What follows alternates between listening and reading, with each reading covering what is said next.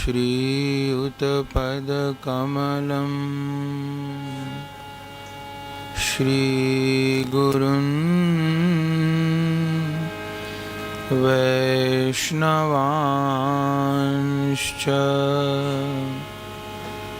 श्रीरूपं साग्रजातं सहगना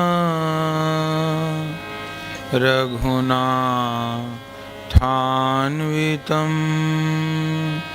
तं सजीवं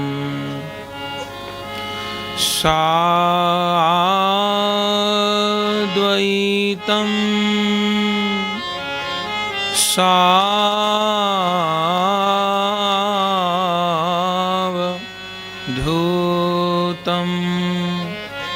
परिजन सहितं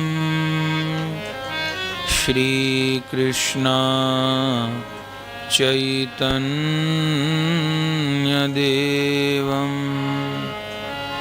श्रीराधा कृष्णपादान्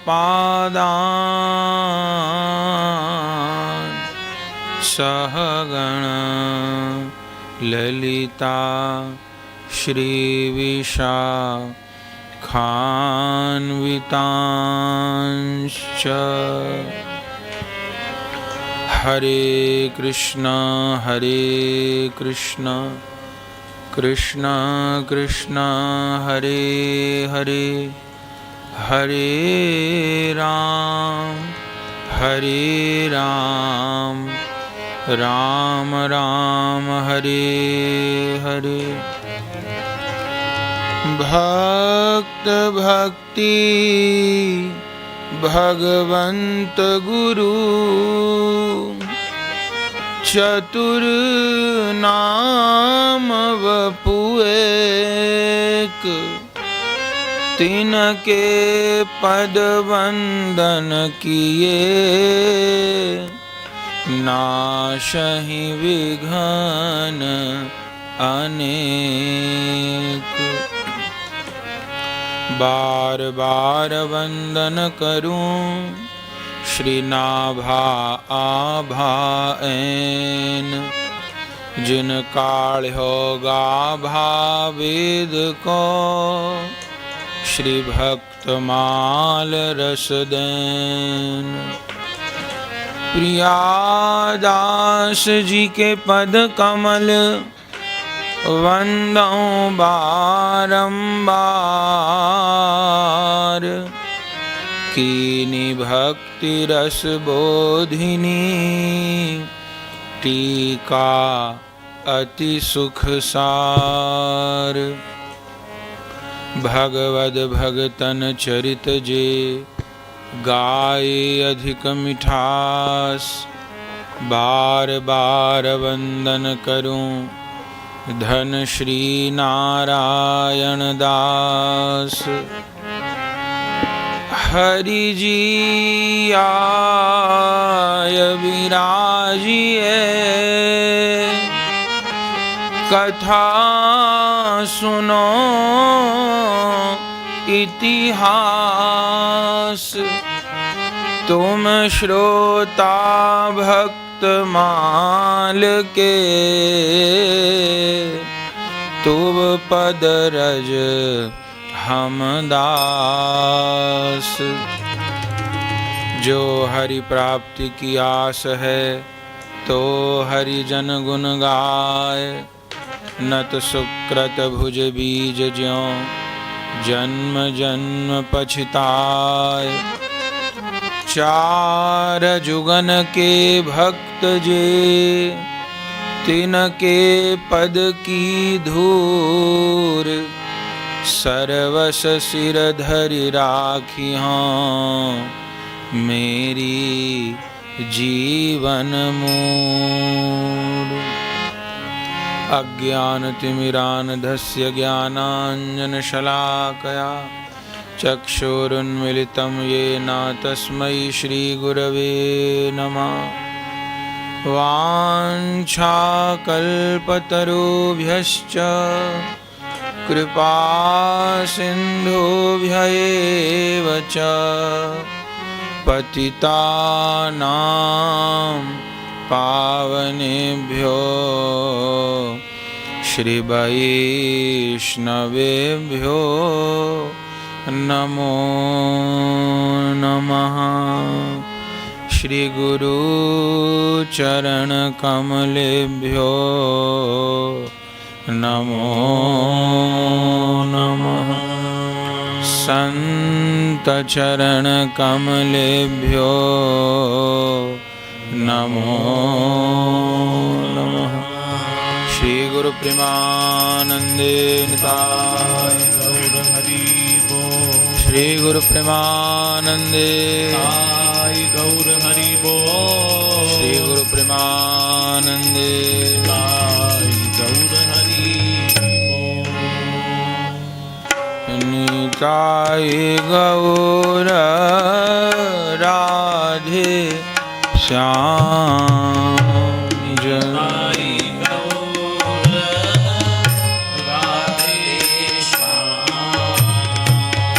जप हरे कृष्णा हरे राम। जप हरे कृष्णा हरे राम। निताय गौर राधे श्याम। निताय गौर राधे जप हरे कृष्णा हरे राम। जप हरे कृष्णा हरे राम। निताय गौर राधे श्याम। निताय गौर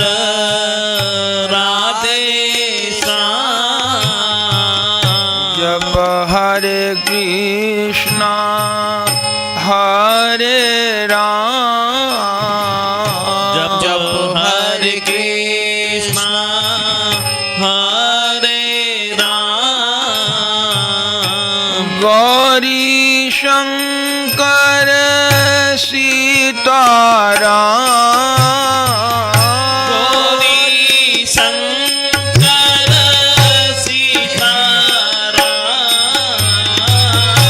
जय जय जगद गुरु हनुमान। जय जय जगद गुरु हनुमान। निताय गौर राधे श्याम।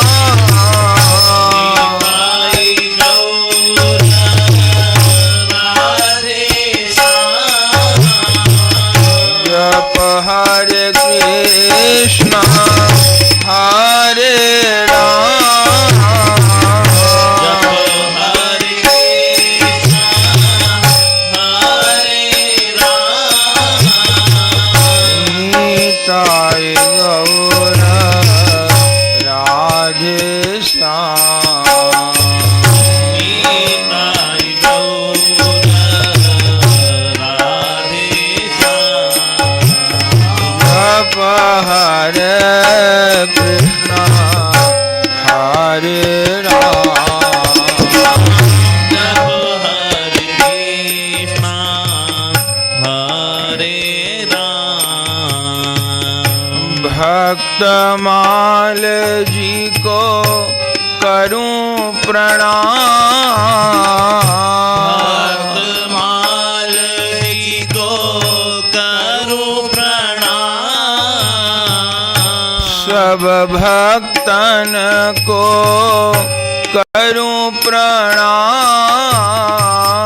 सब भक्तन को करूं प्रणाम। राधा गोस्वामी जी को करूं प्रणाम।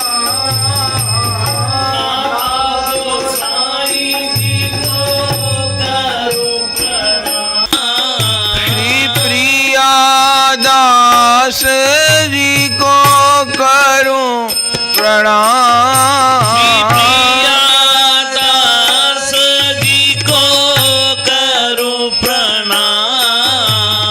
नारायण दास जी को करूं प्रणाम।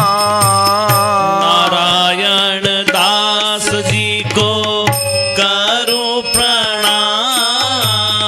सियानुज नेह निधि कोटि प्रणाम। सियानुज नेह निधि कोटि प्रणाम।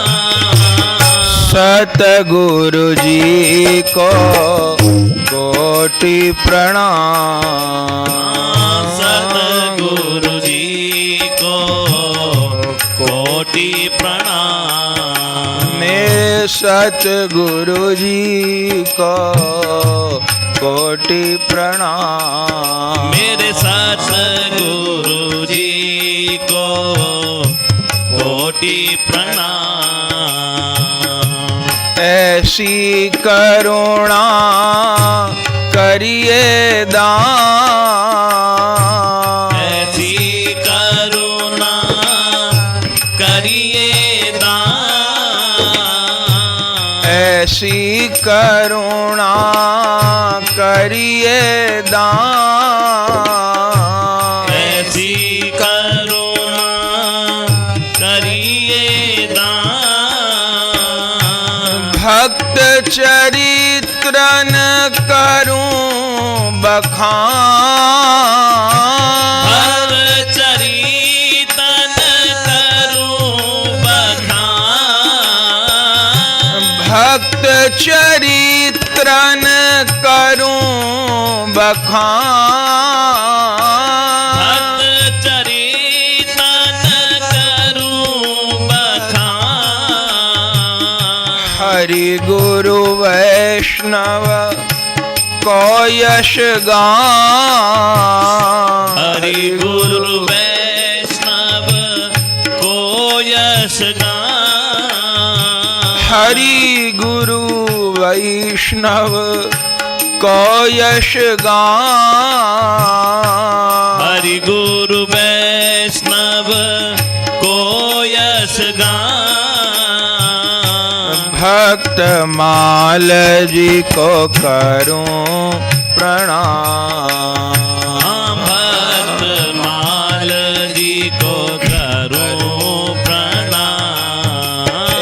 हरि भगतन को करूं प्रणाम। हरि भक्तन को करूं प्रणाम। प्यारे के प्यारे सकल महा। प्यारे के प्यारे सकल महा। प्यारे के प्यारे भक्त महा। प्यारे के प्यारे भक्त महा। ये सब भगतन को सब संतन को करूं प्रणाम। सब संतन को करूं प्रणाम। भजनी ताई गौर राधे श्याम। ताई गौर राधे श्याम। जप हरे कृष्णा हरे राम। जप हरे कृष्णा हरे राम।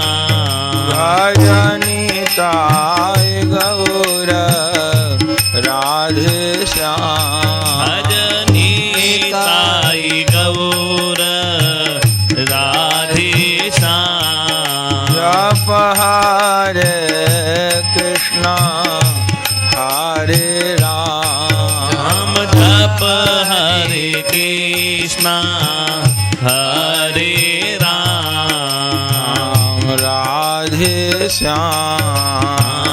राधे श्याम।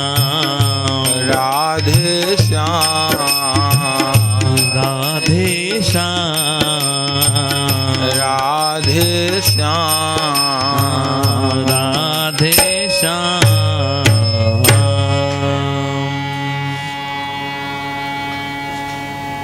परम करुण पतित पावन अशरण शरण दीन बंधु नवद्वीप बिहारी श्री निताई गौर हरि सरकार, वृंदावन बिहारी श्री राधा माधव युगल सरकार, श्रीमद् राधा रमन चरणदास देव, श्री बड़े बाबा जी महाराज, श्री सद्गुरुदेव की अकारण करुणा के फलस्वरूप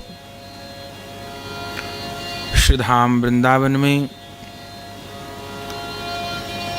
ठाकुर श्री निताई गौरांग देव श्री राधा गोविंद देव की चरण कमल सन्निधि में श्री गौर कृपाधाम आश्रम में विराजमान होकर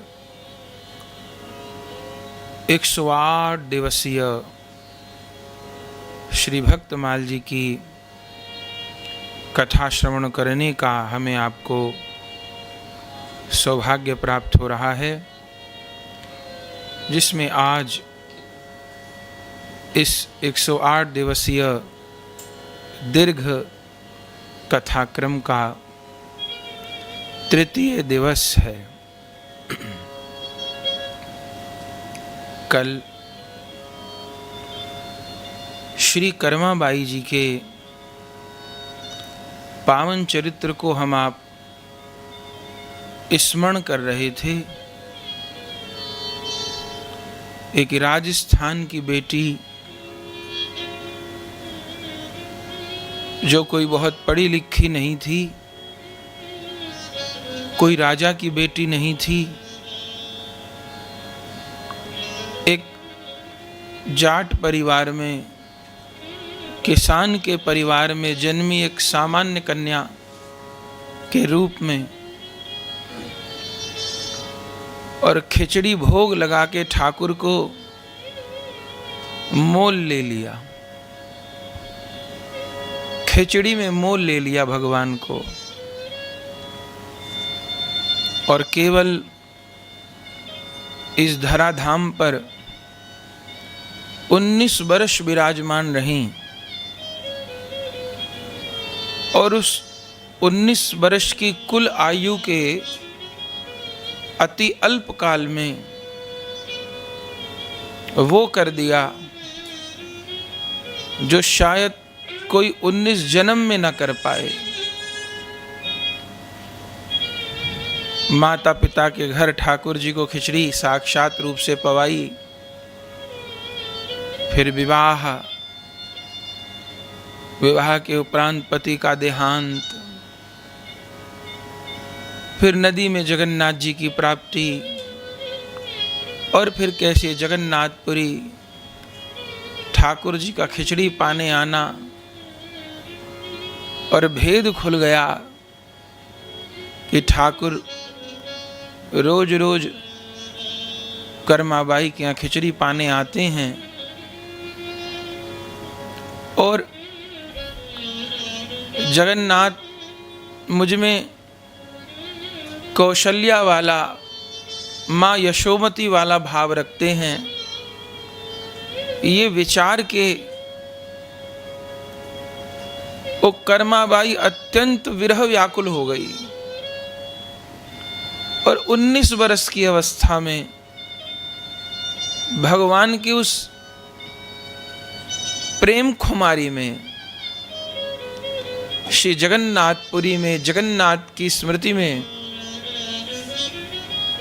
कर्माबाई ने देह छोड़ा, देह भी न मिली, सशरीर भगवान के धाम को पधारी। कल इस चरित्र को स्मरण किए, अद्भुत था।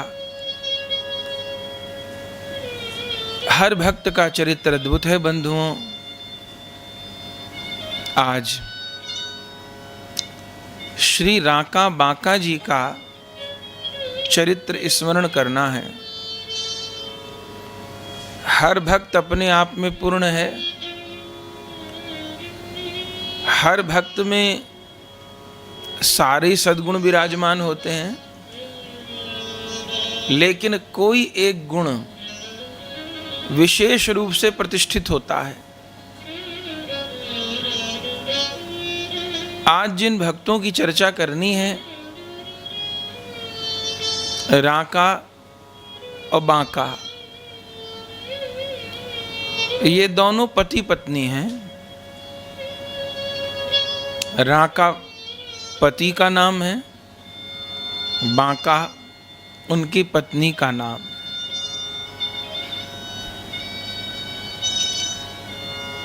ये नामदेव जी के समकालीन हुए हैं।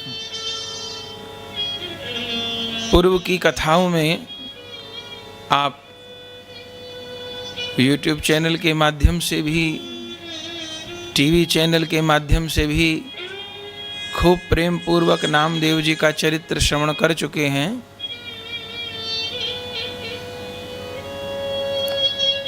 उन नामदेव जी के समकालीन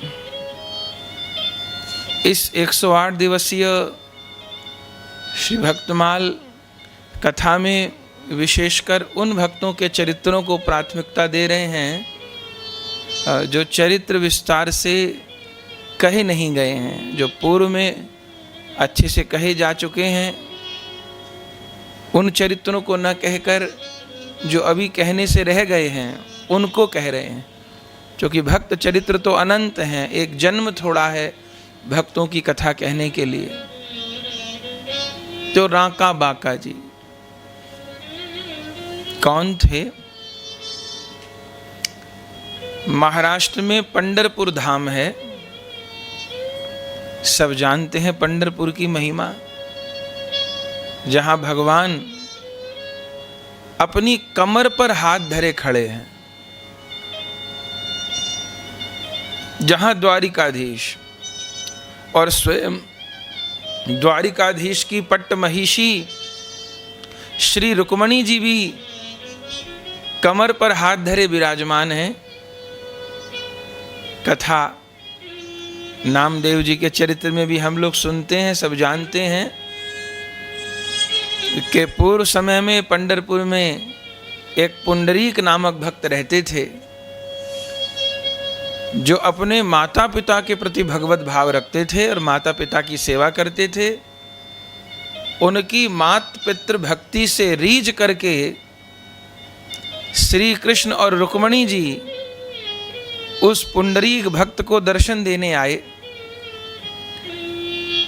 उस समय पुंडरीक भक्त अपने माता पिता की सेवा में लगे थे। बूढ़े माँ बाप पुंडरीक की गोदी में सिर रखकर सो रहे थे। भगवान द्वार पर आए निष्ठा की परीक्षा लेने, और पुंडरीक भक्त को कहा, मैं तुम्हें दर्शन देने आया हूं, दर्शन कर लो। पुंडरीक भक्त तो विवल हो गए, प्रभु दरवाजे पे पधारे दर्शन देने, पर जाएं कैसे? माता पिता गोद में लेटे थे सिर रख के। इशारे से प्रभु को कहा, प्रभु गोद में माता पिता लेटे हैं, उठ के आता हूं तो विश्राम में उनको असुविधा होगी, आप थोड़ी देर प्रतीक्षा करें। फिर कुछ देर बीती, फिर भगवान ने इशारा किया, सब तो मेरे दरवाजे पर खड़े रहते हैं, मैं तेरे दरवाजे पर खड़ा हूं, दर्शन कर ले। तेरी माता पितृ भक्ति से प्रसन्न होकर ही तुझे दर्शन देने आया हूं। फिर पुंडरीक ने कहा, अभी तो मेरे माता पिता सोए नहीं। भगवान ने कहा, मेरी कमर दुख रही है, दर्द हो रहा है कमर में, मुझसे नहीं खड़ा हुआ जाता। भक्त पुंडरीक को हंसी तो आई, इतने बड़े गिरिराज उठाने में जिनकी कमर नहीं दुखी, उनकी जरा दो घड़ी दरवाजे पर खड़े होने में कमर दुख रही है। पर प्रभु ने कहा, अब क्या करें, गरीब भक्त थे, कोई साधन नहीं था, और बैठे थे माँ बाप गोद में, तो कैसे करें। तब एक ईंट सरका दी, बैठे बैठे भगवान की ओर ईंट सरका दी और कहा प्रभु इस पर विराजमान हो जाओ, आसन दे रहा हूं, बाकी तो उठ के आपकी सेवा पूजा करूंगा। तब जो ईंट सरकाई भगवान और रुक्मणी जी, 2 ईंट सरकाई, दोनों पर ठाकुर ठकुरानी खड़े हो गए, विराजमान हो गए। कमर दुखने लगी तो कमर पर हाथ धर लिए। इधर पुंडरीक भक्त की परीक्षा पूरी हुई, माता पिता को नींद आ गई और तब पुंडरीक भगवान का दर्शन करने पहुंचे और जो दर्शन किया बलिहार बलिहार। भगवत भाव से माता पिता की सेवा करते थे। हर एक साधन भगवान तक पहुंचा सकता है यदि उस साधन को, उस कार्य को करते हुए भगवत प्रसन्नता लक्ष्य हो। जैसे सारी नदियां अंततः समुद्र में जाकर मिलती हैं, ऐसे सारे सद्गुण सत्कार्य भी अंततः जाकर के भगवान की भक्ति में समाहित होते हैं। पर कब? जब उस सत्कर्म के पीछे, उस सत्कार्य के पीछे, उस सद्गुण के पीछे कंचन की, कामिनी की और कीर्ति की कामना न हो। अगर भगवत प्राप्ति की कामना है और भगवत प्रसन्नता के निमित्त वह सत्कर्म सत्कार्य सद्गुण का निर्वाह हो रहा है, तो भले वो बाहर से सांसारिक काम क्यों न दिखाई देता हो। जैसे पुरी के प्रसिद्ध नित्यानंद दास बाबा जी दीन दुखियों की सेवा की और दीन दुखी की सेवा करते करते भगवान की प्राप्ति कर लिए। क्योंकि दीन दुखियों की सेवा मुझे पुण्य मिले, न इस भाव से की, न सारा समाज कहे कि इतने बड़े दीन बंधु हैं, न इस भाव से की, इस भाव से की कि मेरे गुरु महाराज बड़े बाबा ने मुझको आज्ञा की है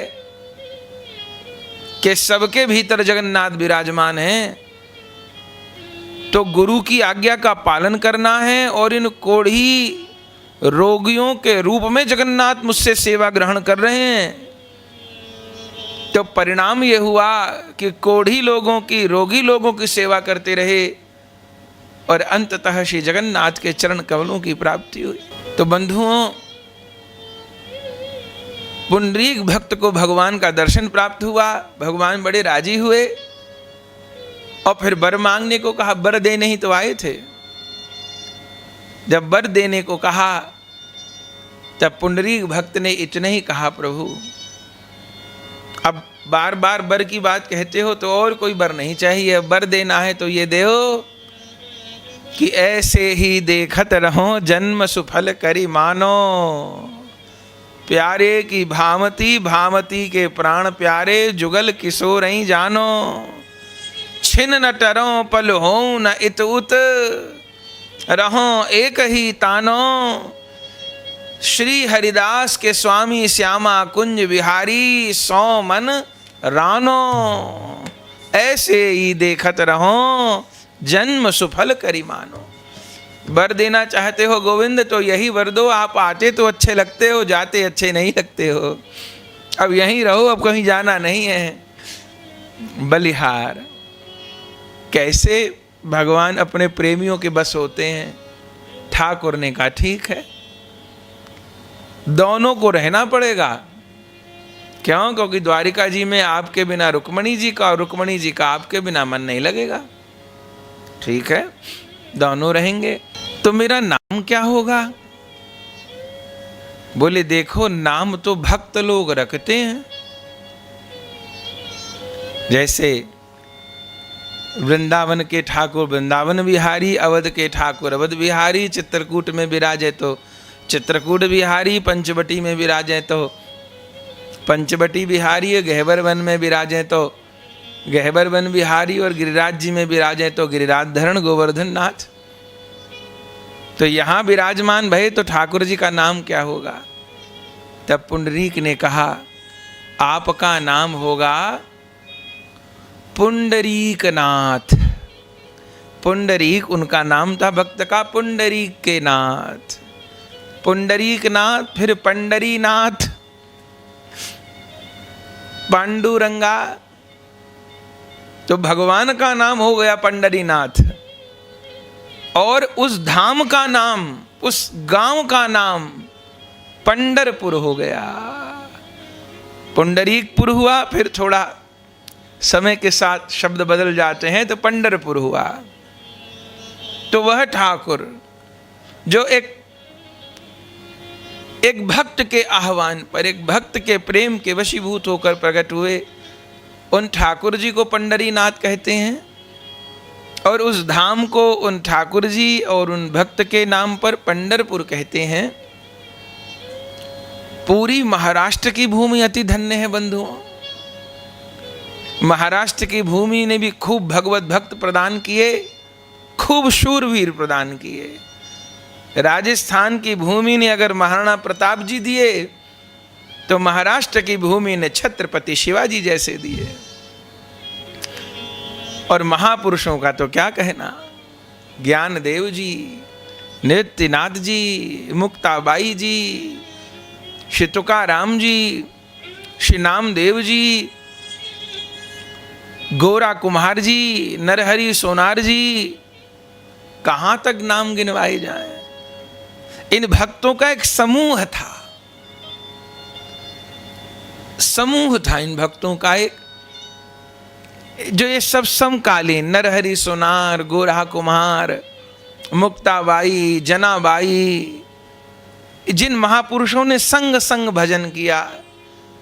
इनमें नामदेव जी तो आयु में सबसे छोटे थे और सब बड़े थे। गोरा कुमार को तो चाचा जी बोलते थे नामदेव जी, और प्रायः सब आयु में बड़े थे, नामदेव जी छोटे थे। उसी भक्त मंडली में ये दो भक्त भी थे, राका जी और बांका जी।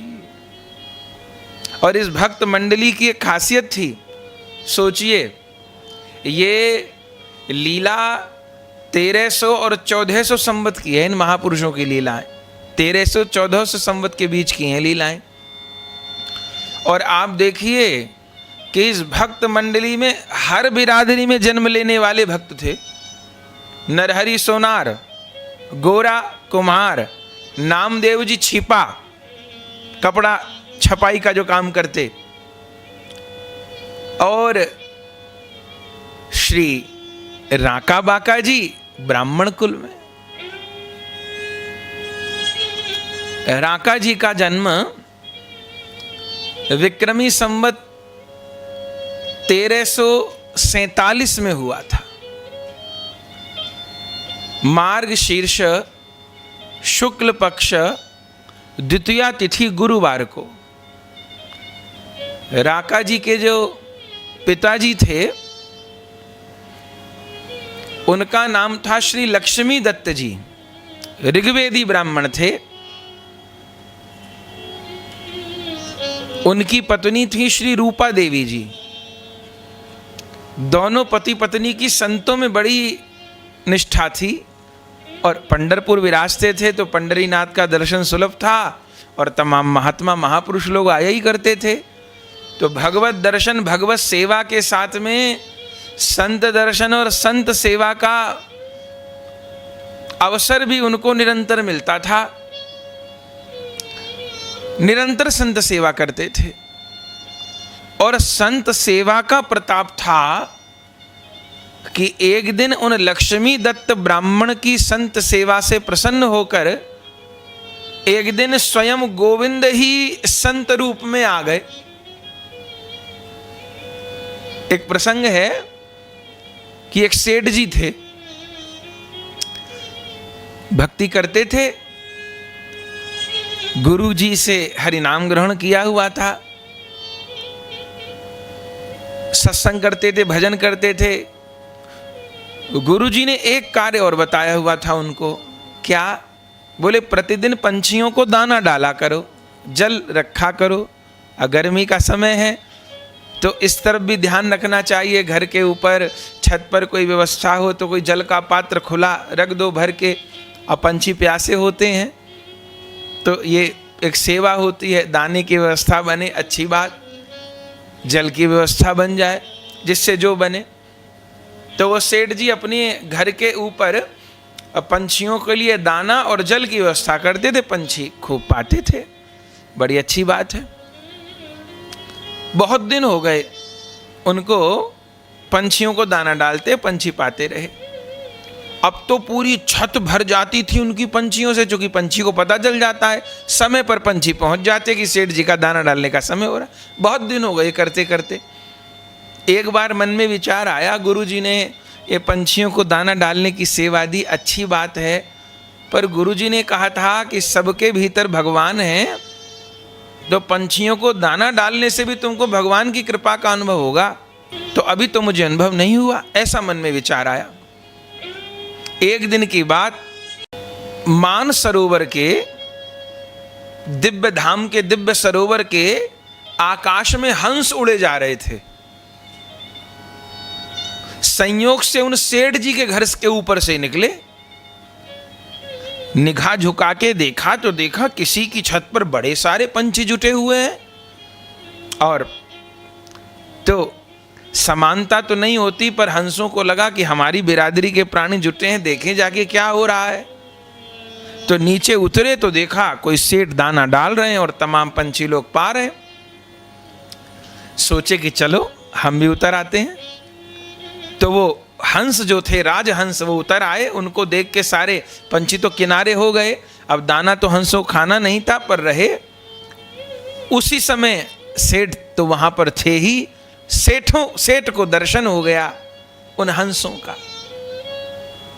प्रणाम किए, परिचय पूछा, महाराज ऐसे दिव्य पक्षी तो मैंने देखे नहीं, आप कौन हो?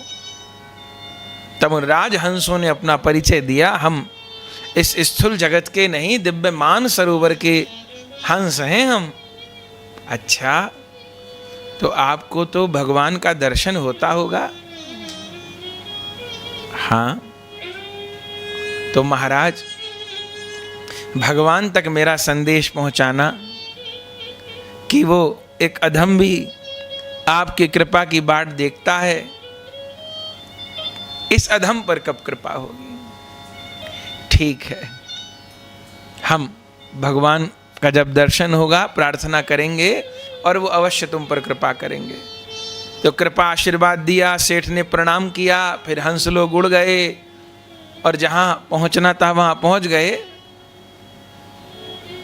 फिर कुछ दिन पश्चात उस सेठ को स्वप्न में भगवान का दर्शन हुआ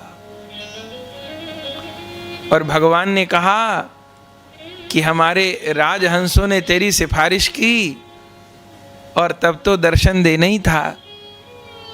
तो सेठ बड़े प्रसन्न हुए कि गुरु आज्ञा मानी, पंछियों को दाना डाला, पंछियों को इतने दिन दाना डाले, फल हुआ, राजहंस का दर्शन हो गया और राजहंसों ने सिफारिश करी तो भगवान का अनुभव हो गया, भले स्वप्न में कृतार्थ हो गए। तो सोचिए, साधारण पंछियों को जिमाते जिमाते परिणाम ये हुआ कि भगवान के दिव्य लोक के दिव्य पंछियों का, दिव्य पार्षदों का दर्शन हो गया।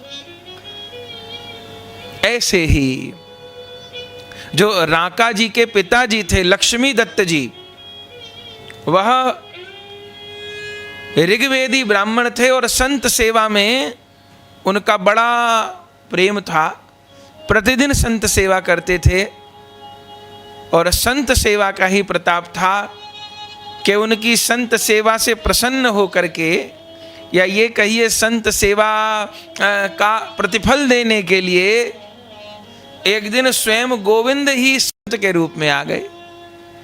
अब इनको तो पता नहीं भगवान, ये तो जैसे खूब संतों की सेवा करते उनकी भी की। संत रूप से भगवान के चरण धुलाए, आसन दिए, वस्त्र दिए, माला चंदन किए, भोग तिलक आरती सब कुछ किए। पति पत्नी ने चरणों में प्रणाम किया। अब संत के रूप में भगवान, लक्ष्मी दत्त जी और उनकी पत्नी रूपा देवी, कहा बताओ क्या चाहिए? किसी संत ने आज तक ऐसा कहा नहीं था और ये अपनी ओर से किसी से कुछ मांगते भी नहीं थे। हाँ, प्रसाद कराए तो दक्षिणा तो देंगे, प्रणाम तो करेंगे ही, तो कर रहे थे लक्ष्मी दत्त जी, पर आज तो भगवान पधारे थे। बताओ पंडित जी क्या चाहिए? महाराज आपके दर्शन हो गए, आपके चरण पड़ गए, वो मांगने को बचा ही क्या? नहीं नहीं बताओ। बोले महाराज गुरुजनों ने संत सेवा की आज्ञा की है, पर संत आवे तो उनसे कुछ मांगा जाए ऐसा तो नहीं कहा। बस आप लोग प्रसन्न रहें, भगवान की भक्ति बनती रहे, यही चाहना है और कुछ नहीं चाहना। नहीं कुछ मांगो, फिर मौन रहे। सोचिए लक्ष्मी दत्त जी निसंतान थे, लिखा है भक्तमाल में। रूपा देवी लक्ष्मी दत्त के बालक नहीं था कोई। अब महात्मा कह रहे हैं, चलो ये तो नहीं पता भगवान, ये तो पता है महात्मा है, और कह रहे नहीं, तब भगवान तो घट घट की जानने वाले हैं। वो ब्राह्मणी रूपा देवी का मुख देख करके जान गए, नेत्रों को देख करके जान गए। तब भगवान ने कहा कि पंडित जी आपकी पत्नी दिखाई देती घर में, बाल गोपाल नहीं दिखाई दे रहे। तब भी कुछ नहीं बोले, कहाँ है बाल गोपाल? तब अब इतनी बात कही तो पत्नी सिर झुका के रोने लगी। समझ गए भगवान क्या लीला है। मानो टटोल रहे हैं कि बोल दे, कि बोला नहीं, सिर नीचे कर लिया। आहा, तब भगवान का हृदय भर गया। और लक्ष्मी दत्त पंडित जी रूपा देवी को कहा, अब हमारा आशीर्वाद है, तुम्हारे घर पर एक परम विरक्त, परम निष्किंचन भगवत भक्त पुत्र का जन्म होगा। परम विरक्त निष्किंचन भगवत भक्त का जन्म होगा। और बस प्रभु तो चले गए, और कुछ समय पश्चात बंधुओं रूपा देवी गर्भवती हुई, और अघन मास में शुक्ल पक्ष की द्वितीया तिथि गुरुवार को विक्रमी संवत 1347 में धन लग्न में पुत्र का जन्म हुआ। और यही लक्ष्मी दत्त रूपा देवी के सुपुत्र महाभागवत श्री राका जी महाराज हुए। कहिए भक्तराज श्री राका जी महाराज की जय हो। इनका जन्म हुआ, जन्म विलक्षण, काम सब विलक्षण। इधर पंढरपुर में एक ब्राह्मण और रहते थे, उनका नाम था हरिदेव जी। उन हरिदेव ब्राह्मण की भी संतों में बड़ी निष्ठा थी। उनके यहाँ भी संत जन आते थे। उनके यहाँ भी संतान नहीं थी। उनको भी संत के आशीर्वाद से एक कन्या का जन्म हुआ। वैशाख कृष्ण पक्ष सप्तमी तिथि बुधवार को विक्रमी संवत 1551 को कर्क लगन में हरिदेव ब्राह्मण के यहाँ कन्या का जन्म हुआ था। और यह कन्या, इनका नाम हुआ बांका जी। कहिए भक्तिमती श्री बांका जी की जय हो। दोनों भक्त भक्तानी एक ही धाम में प्रकट भये। लगभग 4 बरस छोटी थीं अपने पति से, और समय आने पर बंधुओं जब किशोर हुए राका जी और किशोरी हुई बांका जी, तब दोनों के पिता की तो एक दूसरे से मैत्री थी। तब समय आने पर दोनों का विवाह हुआ। और क्या कहना, राका जी भी अपने आप में पूरे संत कृपा से प्रकट भये थे, बांका भी संत कृपा से प्रकट भई थी। तो एक तो संत कृपा से प्रकट भये तो भक्ति के संस्कार जन्मजात थे, और दूसरे दोनों के माँ बाप भी संत थे, तो फिर संतत्व क्यों ना प्रकट होगा। बचपन से ही भक्ति के संस्कार प्रकट भये बंधुओं, और भगवत इच्छा से ही समय पर दोनों का विवाह भया। दुनिया में तो संसार में विवाह के पश्चात लोग संसार में अटक जाएं, विषय भोग में अटक जाएं, ग्रस्त में अटक जाएं, पर धन्य धन्य ये दोनों पति पत्नी विवाह के उपरांत भी इतना ऊंचा साधन कर पाए, जीवन में इतनी विशुद्ध रूप में भक्ति निभा पाए जिसका कि वर्णन नहीं हो सकता बंधु। अत्यंत उच्च कोटि की भक्ति। ऐसा क्यों कह रहे हैं? देखिए, भक्ति मार्ग में भले कोई ग्रस्त भक्त हो और भले कोई विरक्त भक्त हो, तीन बड़ी बाधा होती हैं भगवान की प्राप्ति में। तीन बड़ी बाधा, या ये कहिए भगवान उस पार हैं, बीच में तीन खाई हैं। भक्त को इन तीन खाइयों को पार करना पड़ता है। ये खाई कौन कौन सी है? पहली खाई का नाम है कंचन। कंचन माने धन, कंचन। दूसरी कामिनी, स्त्री का मोह। और तीसरी कीर्ति, धन, स्त्री और प्रसिद्धि, प्रतिष्ठा। ये तीन बातें भजन में महान बाधक है। अब कोई कहे कि ये बाधक है तो इनका त्याग कर दो। चलो, शायद कोई बाबा जी तो त्याग कर दे, लेकिन कोई ग्रस्त कैसे त्याग करेगा? बिना धन के व्यवहार नहीं होगा। घर परिवार में है तो स्त्री भी है, संतान भी है, और न चाहे तब भी एक अच्छे व्यक्ति की प्रसिद्धि, सम्मान, प्रतिष्ठा समाज में होती है। तो फिर ये बाधक क्यों है? देखिए, वस्तुतः ये बाधक नहीं है। इसलिए कबीर दास जी कहते हैं, सुत वित नार तीन आशाएं, त्याग सके तो त्याग रे तेरी बिगड़ी बनेगी, संतन के संग लाग रे तेरी बिगड़ी बनेगी। ये नहीं कहते कि सुत वित और नार को त्याग दे। ये कहते हैं स्वयं बेटा भी है कबीर दास जी के, पत्नी भी है, परिवार है, तो ये कैसे कहेंगे? ये नहीं कह रहे कि इनको त्याग दे। कहते हैं सुत वित नार तीन आशाएं। आशा त्यागने की बात हो रही है, इनको त्यागने की बात नहीं हो रही। और इनको ऊपर से त्याग दिया और आशा नहीं त्यागे।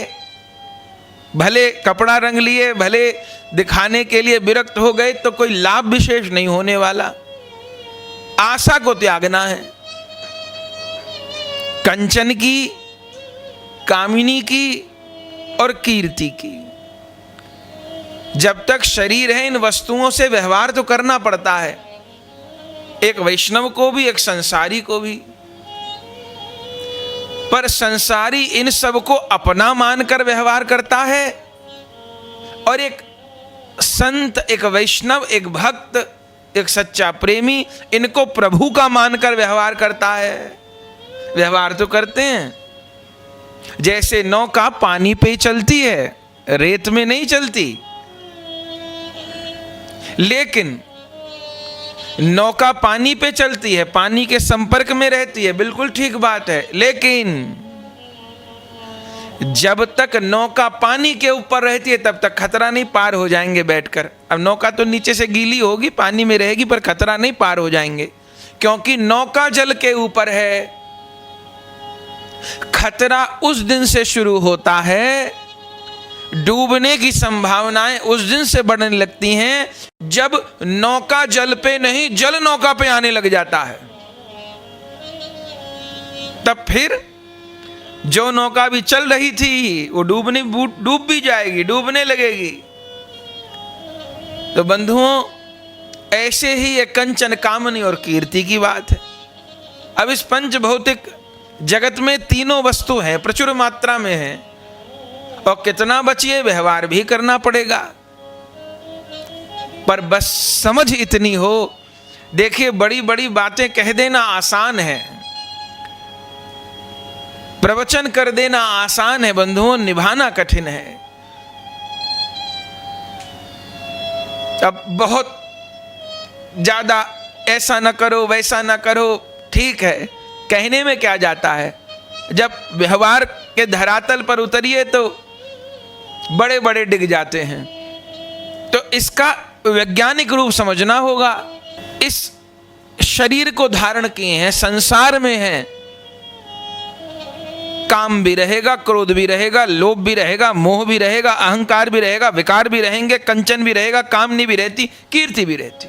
हाँ, किसी बिरले की छूटी उसको प्रणाम है, पर सहज नहीं रहता है।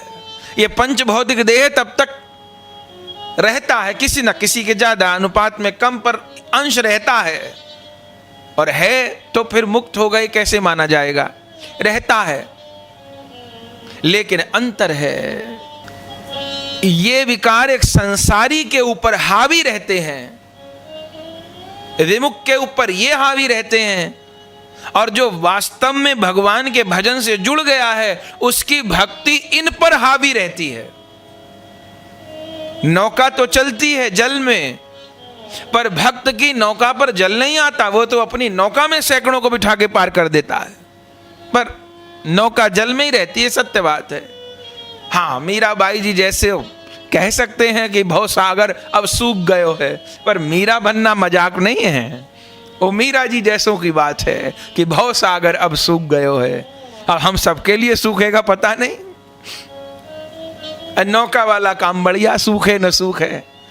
गुरु महाराज जो नाम की नौका दिए हैं उस नौका में बैठ के पार हो जाएंगे, पर शर्त यही है कि संसार का जल नौका में न भरने लग जाए।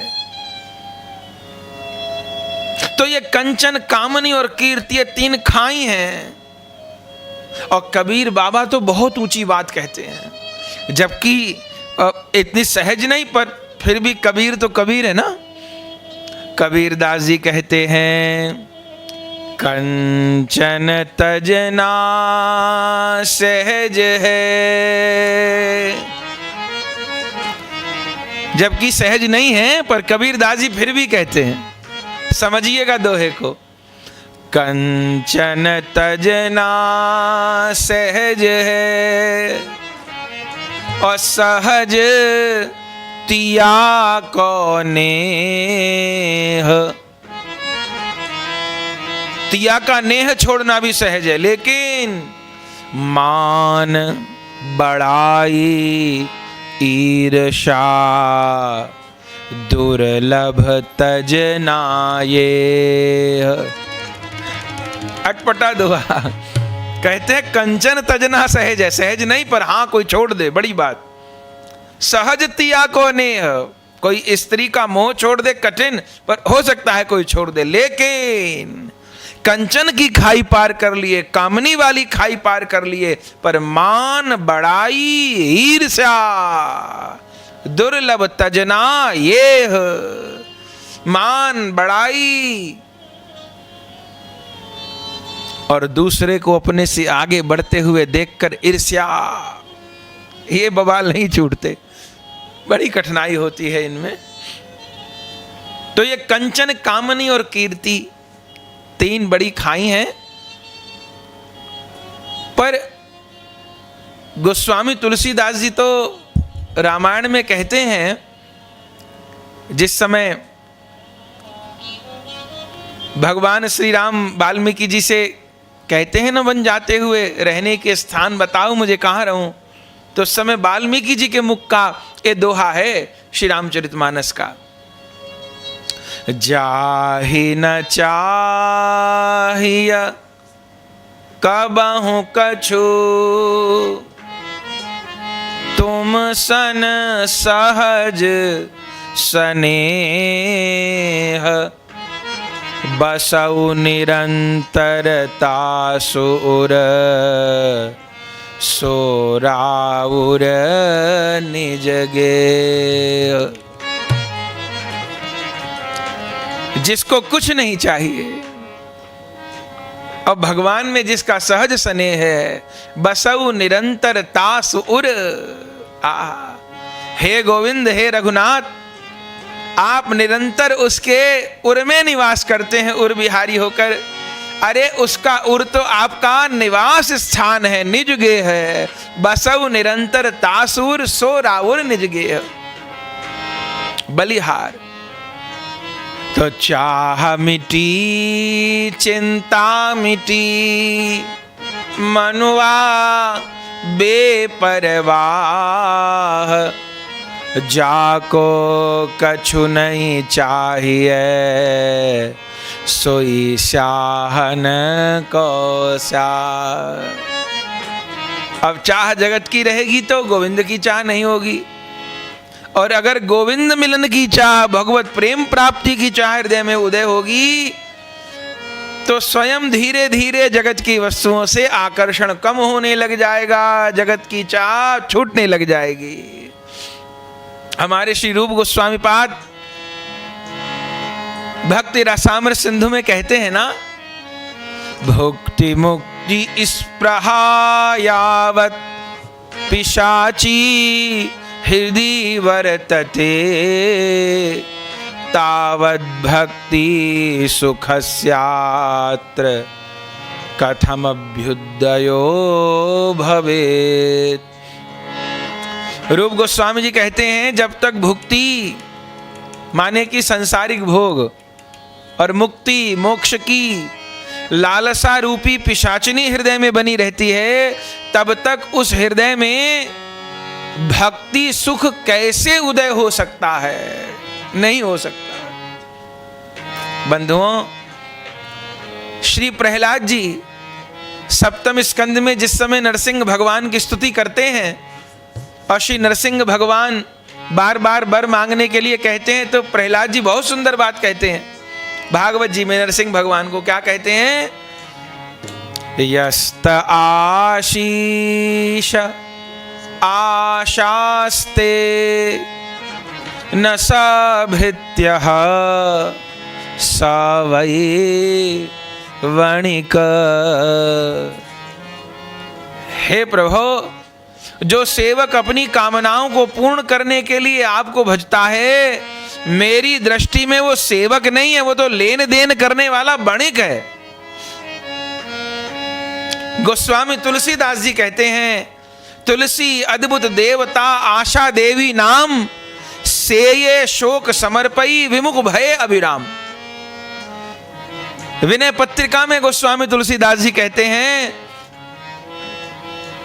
जे लोलुप भय दास आश के, जे लोलुप भय दास आश के, ते सब ही के चेरे, प्रभु विश्वास आस जिन जीती, ते सेवक हरि के रे। बलिहार बलिहार। तुलसी अद्भुत देवता आशा देवी नाम। तुलसीदास जी कहते हैं, आशा देवी नाम की अद्भुत देवी है, कोई अद्भुत देवता है। कैसा? बोले से शोक समर्पई। उस आशा देवी की सेवा करो तो शोक मिलेगा, और आशा देवी से विमुख हो जाओ, देवता को दूर धर के मुंह फेर ले तो क्या होगा? तो सुख मिलेगा। और देवता की सेवा में लग रहे होगे तो दुख मिलेगा। से ये शोक समर्पई विमुख भये अभिराम। दोहावली में भी गोस्वामी तुलसीदास जी बहुत सुंदर बात कहते हैं, नरक परों फल चार शिशु, मीच डाकिनी खाऊ, तुलसी राम स्नेह को, जो फल सो जरि जाऊ। नरक परों फल चार शिशु, मीच डाकिनी खाऊ, तुलसी राम स्नेह को, जो फल सो जरि जाऊ। अगर भुक्ति मुक्ति में से किसी की भी आशा बनी रहे तो राम स्नेह की हानि होगी। राम स्नेह होगा नहीं, और यदि है तो छिन जाएगा। बलिहार बलिहार। तो बंधुओं, जिन राका बाका जी के चरित्र को स्मरण कर रहे हैं, उन राका बाका जी ने इन तीनों खाइयों को, कंचन की खाई, कामिनी की खाई अकीर्ति की खाई, इन तीनों खाइयों को दोनों पति पत्नी ने ऐसे पार कर लिया जैसे कोई व्यक्ति रास्ते में आए गाय के खुर जितने गड्ढे को पार कर ले। आहा, कैसी स्थिति थी इन दोनों पति पत्नी की, राका बाका जी की। गीता जी के एक श्लोक से समझिए। श्री गीता जी में भगवान कहते हैं, जो विवेकवान त्रिगुणातीत पुरुष, निरंतर आत्म भाव में स्थित रहने वाला, सुख दुख को समान समझने वाला, मिट्टी पत्थर स्वर्ण में समान भाव वाला, प्रिय एवं अप्रिय को बराबर समझने वाला, परम धैर्यवान, अपनी निंदा स्तुति में भी समान भाव रखने वाला होता है, आहा, वह मुझको बहुत प्रिय होता है। मात्रवत परदारेषु परद्रव्येषु लोष्टवत आत्मत सर्वभूतेषु यह पश्यति स पंडित। जो पर स्त्री को माता के समान, पर धन को मिट्टी के ढेले के समान और समस्त प्राणियों को अपने समान देखता है, वही ज्ञानी है। बलिहार बलिहार। बंधुओं, ये जितने दोहे कहे, श्लोक कहे, ये सारे श्लोक, ये सारे दोहे श्री राका बाका जी में 2 आना, 4 आना, 10 आना, 12 आना नहीं, 16 आना घटते हैं। 10, 20, 25% नहीं। राका बाका जी में वैराग्य के लिए जितनी बातें हमारे शास्त्रों में कही गई हैं, इन दोनों पति पत्नी के लिए ये सारी बातें संपूर्ण रूप में घटती हैं। बलिहार। उन राका बाका जी के दिव्य चरित्र को गायन करने के लिए हम उपस्थित हैं। अभी सुना कि ब्राह्मण परिवार में दोनों का जन्म हुआ, समय पर विवाह हुआ, माता पिता का देहांत हो गया, पर बड़े निष्किंचन दोनों, इतने निष्किंचन, घर में एक बेटी का जन्म भी हुआ, बड़े निष्किंचन। ऐसा नहीं कि राका जी पढ़े लिखे नहीं थे, कर्म कांड कर सकते थे, ज्योतिष का कार्य कर सकते थे, पढ़ाने का काम करते थे, कर सकते थे, लेकिन ये कुछ नहीं किया। अरे ज्योतिष का कार्य करेंगे, ग्रहों का चिंतन बनता रहेगा, भगवान का चिंतन छूट जाएगा। अरे बालकों को पढ़ाएंगे, पढ़ाई लिखाई में रह जाएंगे, भगवान के चिंतन को समय न मिलेगा। अरे और कोई कर्म कांड करेंगे, ग्रहों को पूजते रह जाएंगे और जजमान साधने में रह जाएंगे, भगवान का स्मरण कैसे होगा। तो जो ब्राह्मणोचित कर्म है वो तो कोई नहीं करते थे। आहा, तो क्या करते थे? दोनों पति पत्नी जंगल से जाकर लकड़ियां बीनते थे। हरे पेड़ की लकड़ी नहीं तोड़ते थे, सूखी लकड़ियां जो जंगल में मिलती थी उनको इकट्ठा करते थे, गट्ठर बनाते थे, पति पत्नी सिर पे रखते थे, बाजार में जाकर बेचते थे, और जो कुछ मिल जाता था ले आते थे। दाल रोटी की किसी प्रकार व्यवस्था चलती थी, कभी व्यवस्था होती थी, कभी नहीं होती थी। जो बनता था सो प्रभु को भोग लगा करके पाकर आनंद करते थे। आहा, और कैसी कैसी भगवान ने उनकी सहायता की। हम श्री भक्त माली जी की वाणी के माध्यम से श्री राका बाका जी के चरित्र को स्मरण करेंगे। तो कैसा दिव्य चरित्र है श्री राका बाका जी का। श्री भक्त माली जी अपनी वाणी में गा रहे हैं, प्रेम से गाएं और चरित्र की दिव्यताओं को, लीलाओं को श्रवण करें। आहा, भक्त माली जी गा रहे हैं, राका बाका जैसो जीवन या कलिकाल, कठिन है काहू हरि जन को। राका बाका जैसो जीवन या कलिकाल, कठिन है काहू हरिजन को। ओहो राका बाका जैसो जय हो, राका बाका जैसो जय हो, राका बाका जैसो जीवन या कलिकाल कठिन है काहू हरिजन को। आका बाका जैसो जीवन या कलिकाल कठिन है काहू हरिजन को। ये नहीं कहा जा रहा कि असंभव है, पर इस कलिकाल में कठिन तो है। राका बाका जैसा होना बहुत कठिन है। कठिन है काहू हरिजन को। तो कैसा जीवन था, एक एक शब्द ध्यान पूर्वक सुने। अति गरीब हरि के करीब, नित कर्म वचन अरु मन ते। अति गरीब हरि के करीब, नित कर्म वचन अरु मन ते। बढ़िया पहला शब्द है अति गरीब। मानो कोई सुदामा हो, कोई सुशीला हो,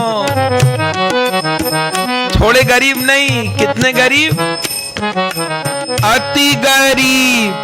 पर कोई ये ना सोच लेना गरीब तो थे तो बस केवल दाल रोटी की चिंता में बीतता हो समय, ना ना, विरोधी बात है दोनों। अति गरीब हरि के करीब, नित कर्म वचन अरु मन ते। अति गरीब हरि के करीब, नित कर्म वचन अरु मन ते। त्रैगुणातीत हो दिन व्यतीत, सत्संग भजन कीर्तन ते। त्रैगुणातीत हो दिन व्यतीत, सत्संग भजन कीर्तन ते। बलिहार बहुत गरीब पर हरि के करीब, कर्म से भी, वचन से भी, मन से भी। मन गोविंद के चरणों में लगा, वाणी निरंतर नाम उच्चारण, माझा विठ्ठला माझा विठ्ठला माझा विठ्ठला।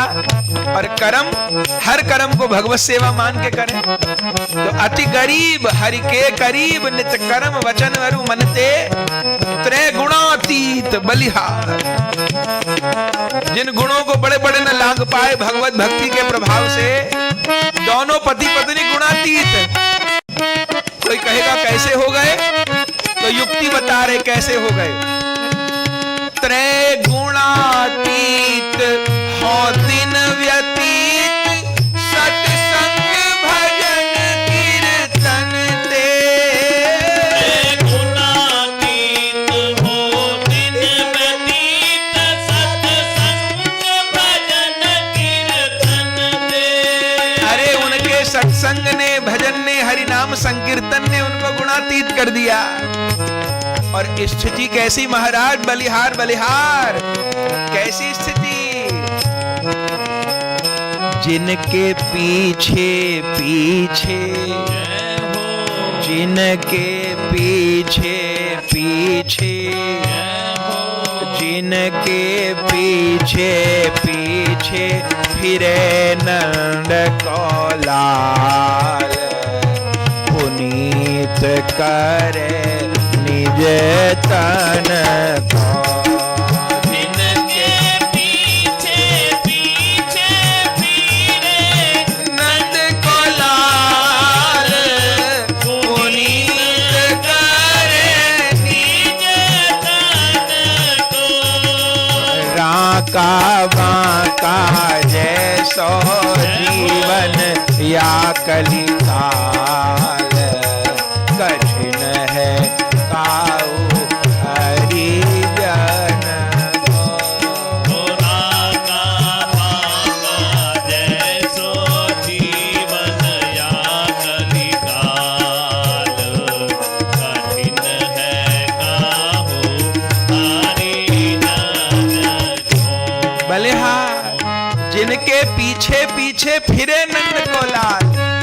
पुनीत करे निज तन को। अब सोच लीजिए भक्ति की महिमा, जिनके पीछे पीछे नंद का लाला घूमता हो। नंद का लाला तो पीछे पीछे घूमता, और इनकी क्या स्थिति थी? आहा, उदर माही कछु पड़न चाहिए, यह तन की मजबूरी। उदर माही कछु पड़न चाहिए, यह तन की मजबूरी। अब भजन सत्संग में तो रहते, लेकिन अब शरीर है तो पेट को रोटी तो चाहिए। उधर माही कुछ पड़न चाहिए, यह तन की मजबूरी। इसलिए या के हित व्यवहार माही कछु उद्यम अहे जरूरी। या के हित व्यवहार माही कछु उद्यम अहे जरूरी। पेट का निर्वाह करना है तो इसके लिए कुछ उद्यम भी चाहिए। तो क्या करते हैं महाराज? क्या उद्यम करते हैं? बलिहार।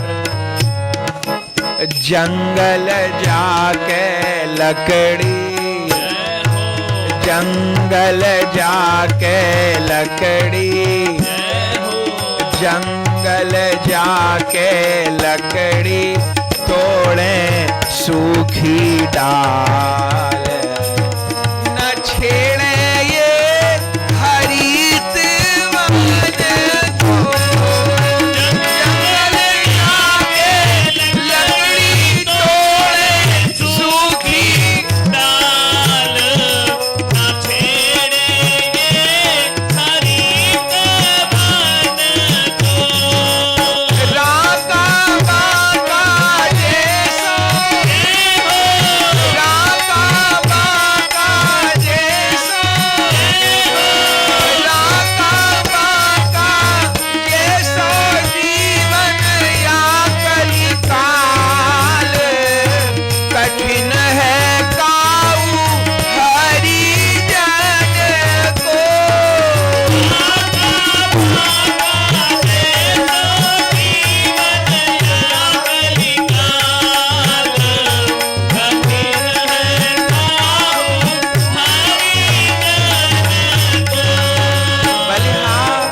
जंगल में जाए पर सावधान, जंगल जाके लकड़ी तोड़े सूखी डाल। सूखी डाल, एकदम जो पेड़ सूख गया है, सूखी लकड़ी गिर गई है जंगल में बिखरी, कभी हरे पेड़ों को नहीं काटें, हरे पेड़ों को नहीं छुएं। अब आप सोचिए निर्वाह कैसे होता होगा। जा दिन लकड़ी मिल गई वा दिन, बेच सौंज कछुला में। दिन लकड़ी मिल गई बा दिन, बेच सोच कछुला में। पाक बना में भोग लगा में, पहले अतिथ जी माँ में। आग बनावे बलिहार बलिहार। आवे, पहले अतिथि जिमावे। लकड़ी मिल जाए, गट्ठर बना लिए, नगर में ले गए, सड़क के किनारे बैठे रहे दोनों। अब बिक जाए लकड़ी, सोचो कितने पैसे में बिकती होगी। जो मिल जाए, कच्चा सामान ले आए, दाल आटा चावल घी जो उपलब्ध होए, घर में आए, पवित्रता से रसोई बनाए, ठाकुर जी को भोग लगाएं। उसमें भी घर में कोई अतिथि पधारे, ब्राह्मण पधारे, संत पधारे, उन्हें पवामे। और जब संत अतिथि ब्राह्मण पाले, उसके बाद बलिहार। पाक बना में भोग लगा में, पहले अतिथ जी माँ में। आग बनावे भोग लगावे, पहले अतिथि जिमावे।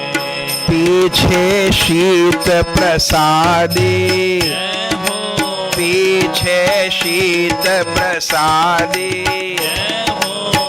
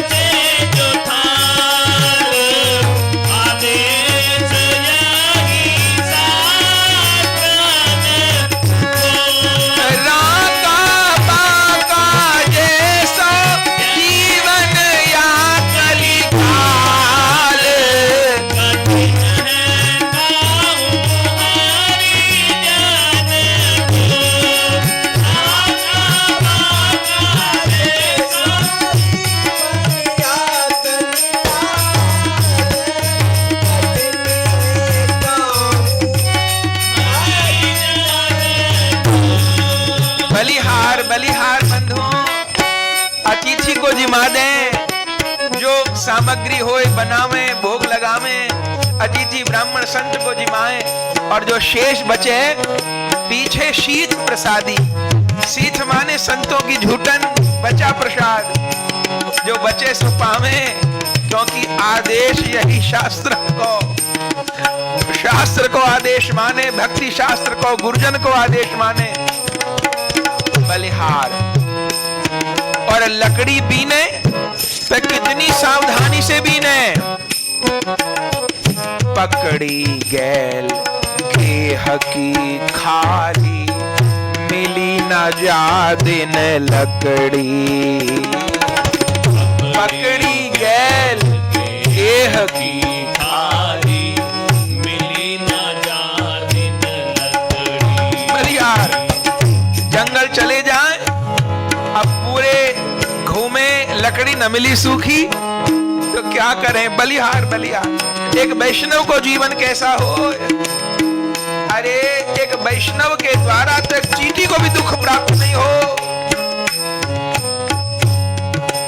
वैष्णव जन तो तेने कही है, पीर पर आई जाने रे। किसी हरे पेड़ को छुए नहीं, काटे नहीं।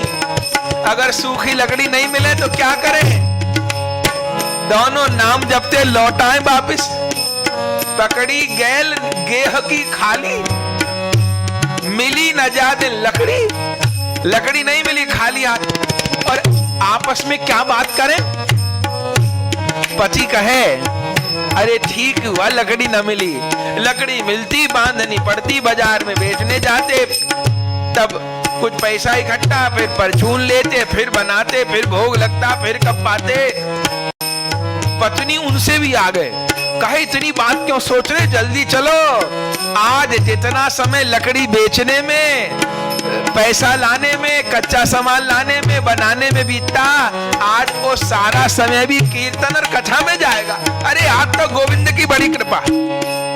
ये नहीं कह रहे लकड़ी नहीं मिली, बिकेगा क्या, रोटी कैसे खाएंगे। बलिहार बलिहार क्या कह रहे हैं, बढ़िया बात। पकड़ी गैल गेह की खाली, मिली न जा दिन लकड़ी। पकड़ी गैल गेह की खाली, मिली न जा दिन लकड़ी। जकड़ी रीत नियम संयम में, प्रीत गली अति सकड़ी।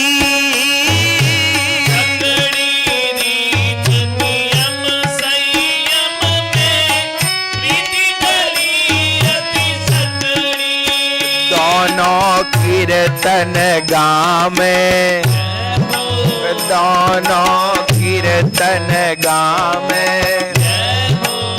दोनों कीर्तन गामे, नाचे दे दे ताल, लावे यही जीवन को।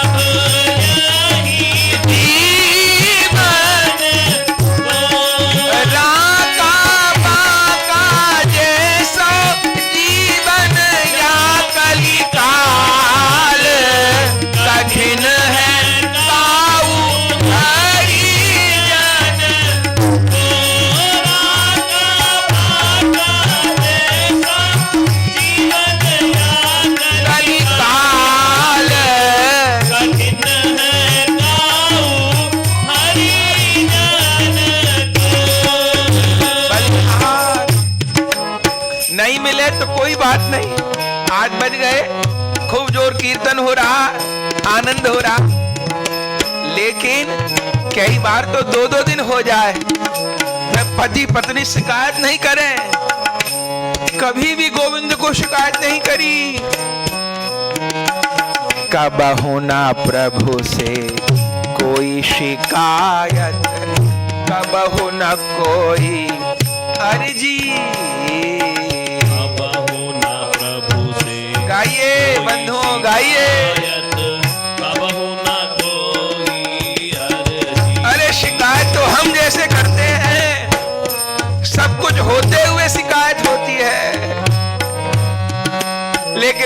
का स्वभाव तो यह है, नहीं कोई सिकवा प्यारे, नहीं कोई अर्जी, कर लो करा लो मुझसे अपनी मर्जी। कराओगे जो तुम वही मैं करूंगा, सहाओगे जो तुम खुशी से सहूंगा, जहां ले चलोगे वहीं मैं चलूंगा। कबहू न प्रभु से कोई शिकायत, कबहू न कोई अर्जी। कबहू न प्रभु से बलिया शिकायत, कबहू न कोई अर्जी। खुशी खुशी मंजूर आहे सब, जैसी प्रभु की मर्जी। खुशी खुशी मंजूर है सब, जैसी प्रभु की मर्जी। सब बात को स्वीकार करें प्रसन्न होकर। और मानसिक स्थिति कैसी है? ऐसे सांचे में है, ऐसे सांचे में है, ऐसे सांचे में है, राखे जीवन ढाल। यह लक्षण दास अकिल जन को।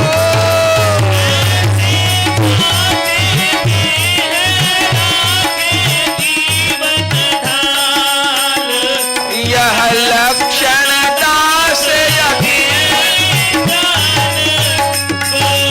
राका वाका जैसा जीवन या कलिकाल।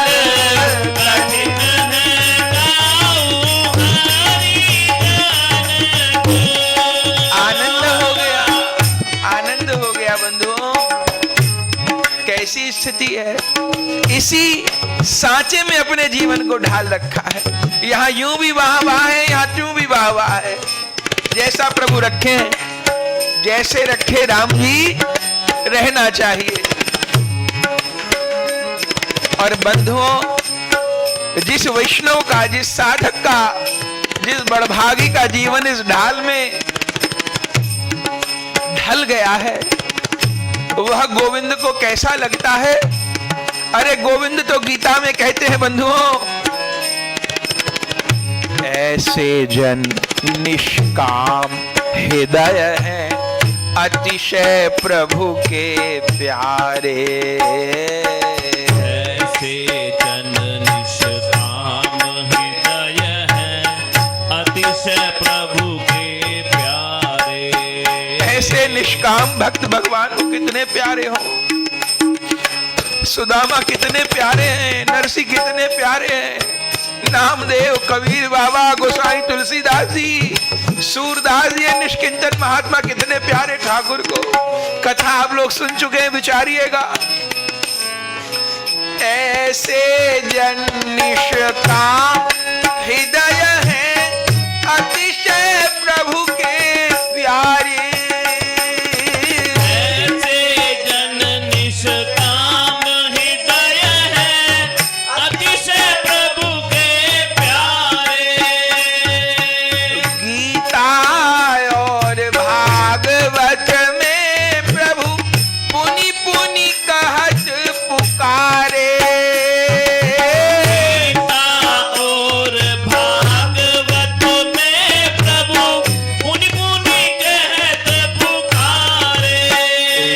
की साक्षी कली में, या की साक्षी कली में, या की साक्षी कली में, देवे भक्त माल।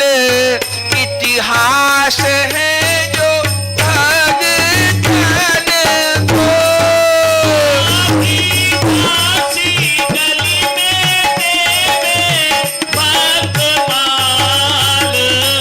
इतिहास है जो भगतन